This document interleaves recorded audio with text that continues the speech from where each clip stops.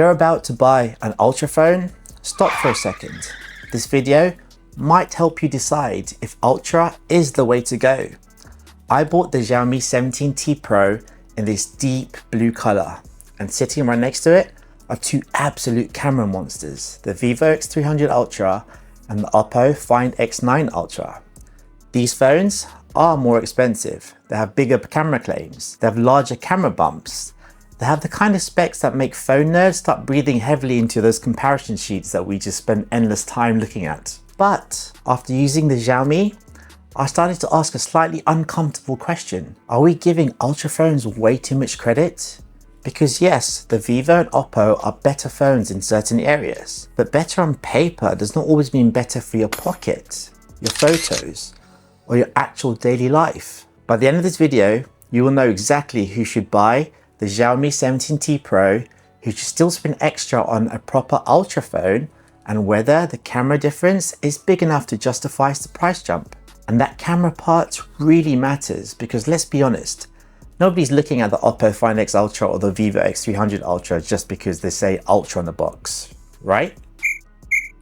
They're looking at them because these are supposed to be the best camera phones you can buy. The huge sensors, the zoom, the portraits, the night shots, the video modes, the feeling that you have a tiny professional camera right there in your pocket. So the question is not, is the Xiaomi 17T Pro technically better than those Ultra phones? It's not. The real question is the Xiaomi camera good enough that most people should save the money? Now that is a much more interesting question. Let's get into it.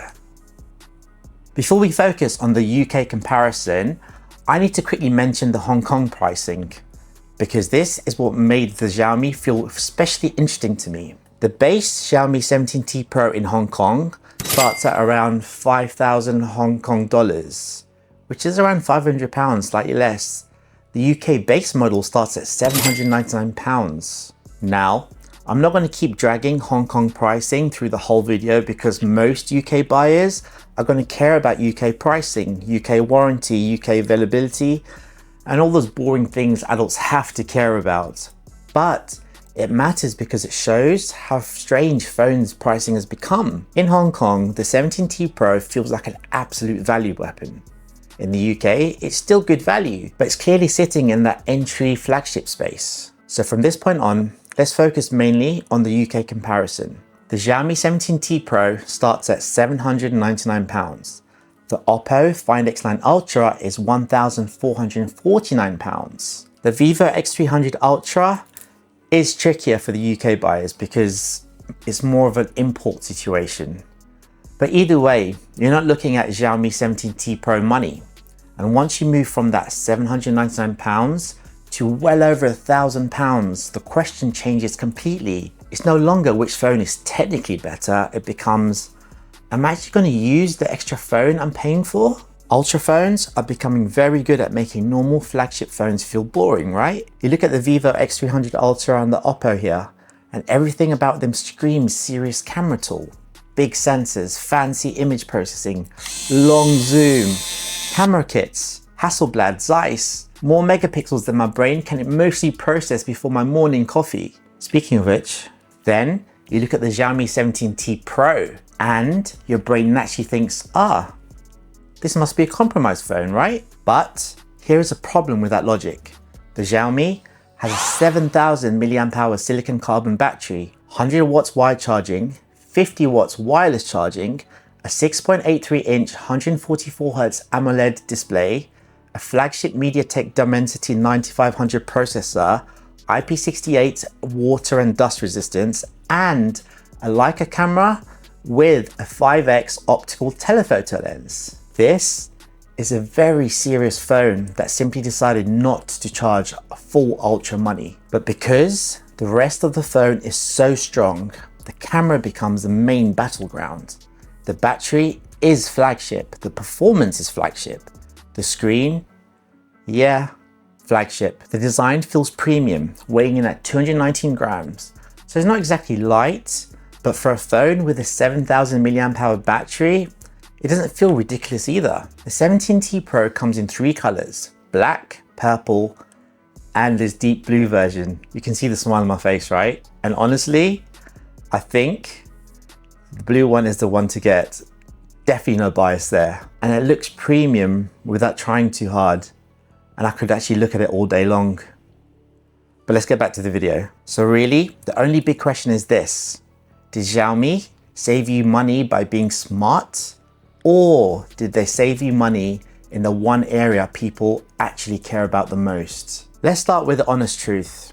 If you're buying the Vivo X300 Ultra or the Oppo Find X9 Ultra, you're buying it because you care about cameras. These aren't just phones with cameras. If you're buying this, you're going to be buying it for the cameras first and the phone second. So no, the Xiaomi 17T Pro is not going to beat those phones in an all-out camera war. But that's not the right test. The right test is whether the Xiaomi gives you enough camera for real life. Most people are taking pictures of food, family, pets, kids, holidays, cars, coffee, sunsets, receipts, and random things in shops they want to remember later. And in that world, the Xiaomi camera setup starts to make a lot of sense. You get a 50 megapixel main camera, you get a 50 megapixel 5x telephoto, and you get a 12 megapixel ultra wide.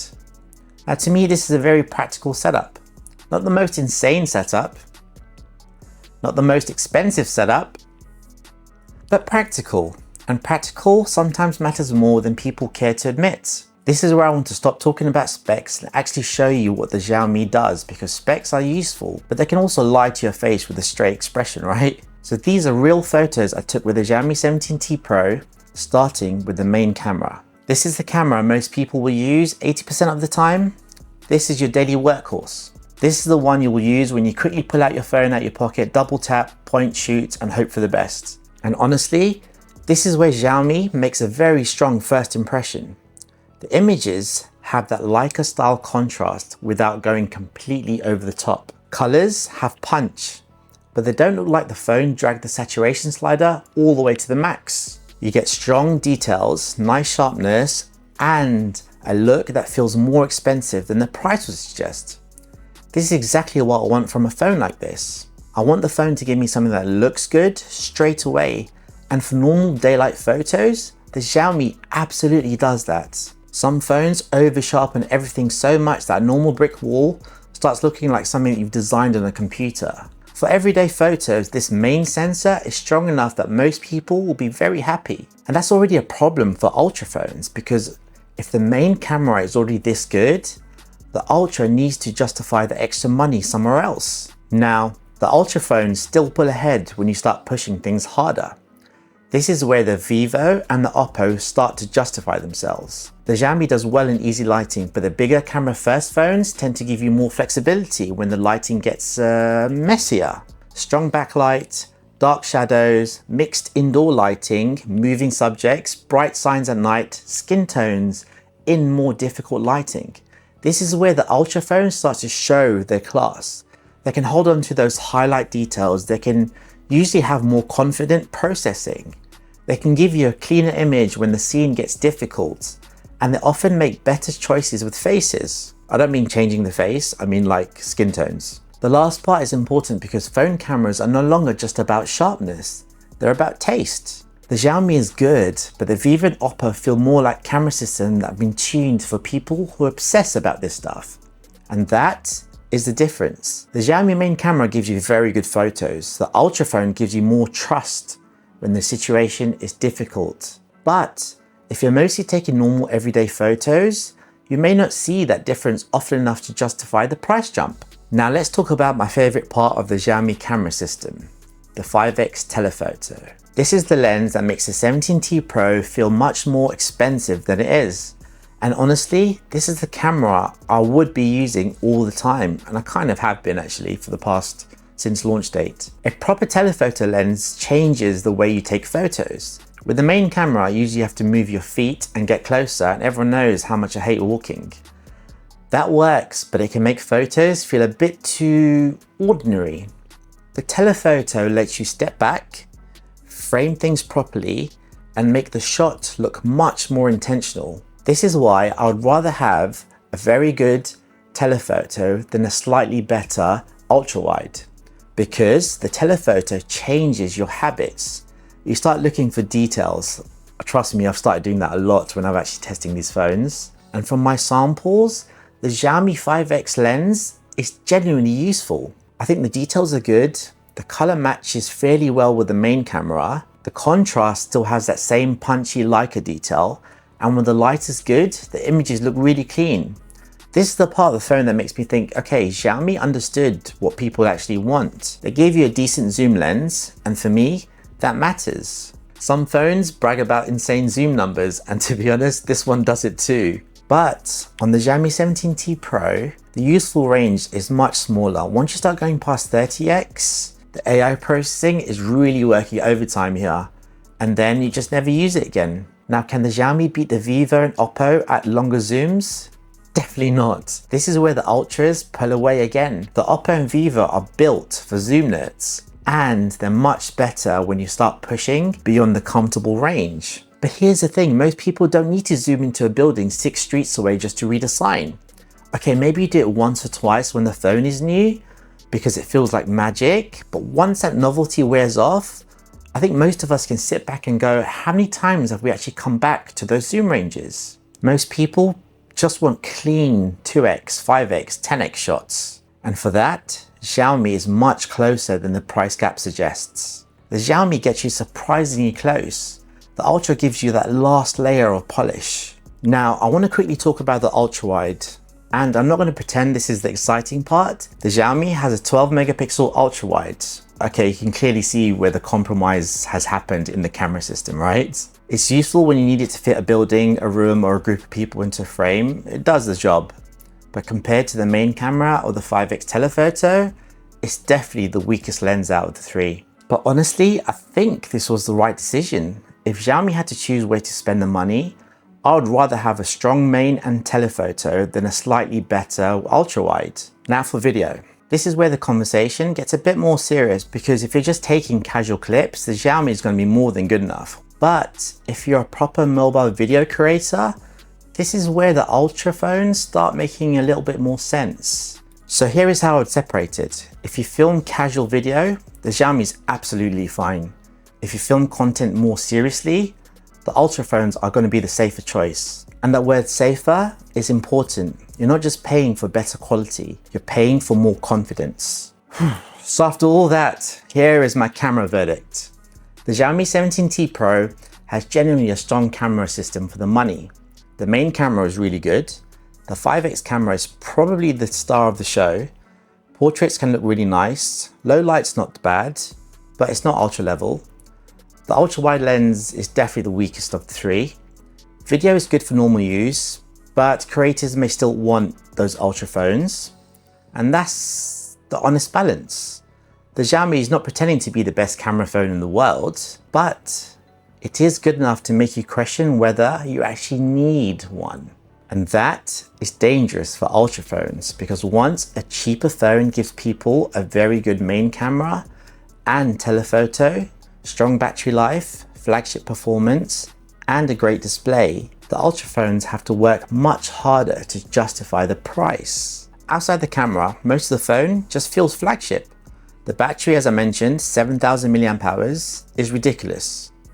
You can use this phone hard and not constantly think about charging. But when you do and you need to charge it, 100-watt wire charging is the kind of speed that ruins normal charging for you. You also get 50-watt wireless charging, which I really like seeing here, because some companies still act like fast wireless charging is a luxury that you just can't get on your phone. You know who you are. The display is also excellent. Big 6.83-inch AMOLED panel, smooth 144Hz refresh rate, bright enough for outdoor use at 3,500 nits, great for YouTube, scrolling, maps, photos, and all those normal things that make up daily phone life. Performance is not an issue either. The Dimensity 9500 is fast, actually quite close to the performance of the Snapdragon 8 Gen Elite processor. Apps open quickly, scrolling feels smooth, gaming is strong, which is quite important for some of you, I know. Multitasking is not an issue. Just to be clear, this is not one of those phones where you save money and immediately feel it every time you touch the screen. Most of the time, the Xiaomi feels expensive. This is why the few compromises stand out more. Now, speaking of compromises, this is the part that probably you guys want to know about, right? Xiaomi isn't perfect. There are definitely a few compromises I've noticed in my time using this phone, especially when I've been switching between the Vivo and Oppo Ultras. First, the fingerprint sensor. The Xiaomi uses an optical fingerprint sensor, not the ultrasonic one that we've kind of become accustomed to. And for me, it's definitely placed a little too low. I mean, it works and it's fine for daily use. It has to light up when you unlock the phone, right? So normal use, that's fine. In a dark room, it can be a bit aggressive, especially if you're half asleep or if you're trying to quickly unlock your phone in the cinema without drawing attention to yourself, because this thing definitely lights up. I guess for me, once you're used to those better sensors on those more expensive phones, you definitely notice it. However, the Xiaomi optical sensor is not bad, just to let you know. It's just one of those little reminders that it's not absolutely top tier model. Second, the haptics. The haptics are okay. They're definitely not as crisp as the Ultra phones in my testing. The Vivo and the Oppo I feel tighter, crisper, cleaner, more precise. The Xiaomi feels, I would say, softer. I mean, it's not terrible. It's not those cheap buzzes that we used to have back in the day. Don't ask me when. But when you type, swipe, unlock, and use the phone all day long, the Ultras definitely feel a lot more refined. Thirdly, it's the speakers. And this is another area where the Xiaomi feels okay, but not as good as the Ultras. The speakers are fine if you're watching like YouTube or you're listening to podcasts or even just scrolling through TikTok. But when I've put it next to the Vivo X300 Ultra or the Oppo Find X9 Ultra, I can definitely hear the difference straight away. The Xiaomi doesn't get quite as loud, but more importantly, it doesn't sound as full. On the Ultra phones, if you're watching a music video or a film, the sound feels wider and definitely more immersive. You hear more separation, more of those little details. There's a little bit more weight behind the audio. It feels like the sound has space to breathe. On the 17T Pro, once you push the volume higher, it sounds a little more compressed to my ears. I mean, not terrible by any means, but definitely more muffled in some areas, a bit tinny at the top end, and the bass doesn't hit with the same depth as the other phones. Again, this isn't a deal breaker if you're mostly going to be using earbuds. You're probably not going to care about the speakers on this. But if you're someone who watches a lot of videos or listens to music content straight from the phone speakers, the Ultras definitely give you a richer, more cinematic sound. So, who should buy this phone? I mean, you definitely shouldn't just buy it because of the color. You should buy the Xiaomi 17T Pro if you want a near flagship experience without paying, that Ultra money.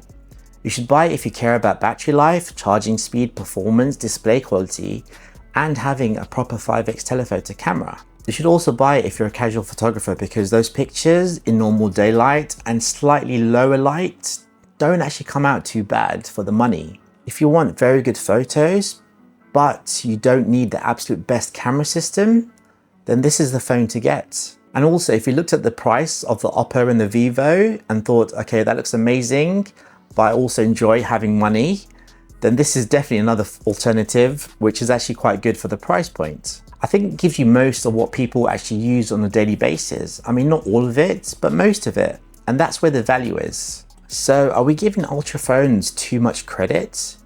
I think a little bit. Not because they're bad. The Vivo X300 Ultra and the Oppo Find X9 Ultra are incredible phones.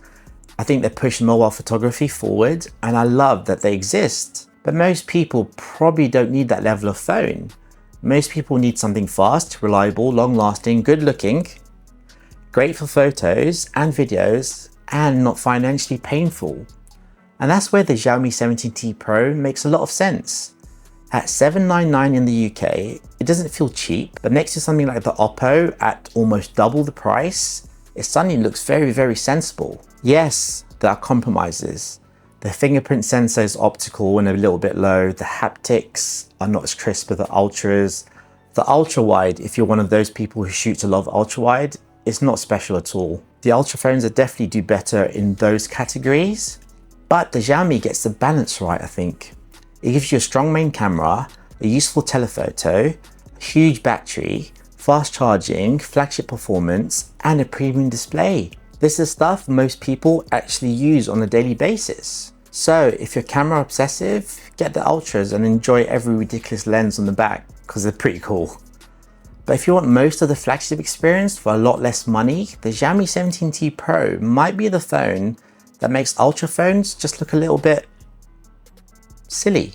If you want to see me comparing the Vivo X300 Ultra against the Oppo Find X9, make sure you subscribe because that video is coming up. I've also got a cool cooling system for your body, the Huawei Watch Buds 2, and many more videos, so make sure you subscribe. I've enjoyed making this video. Hopefully you've enjoyed watching it. I'm Maz, and this is MazTechCentral, where I like to keep tech simple and accessible for everyone. Catch you guys in the next one. Take care for now. Bye.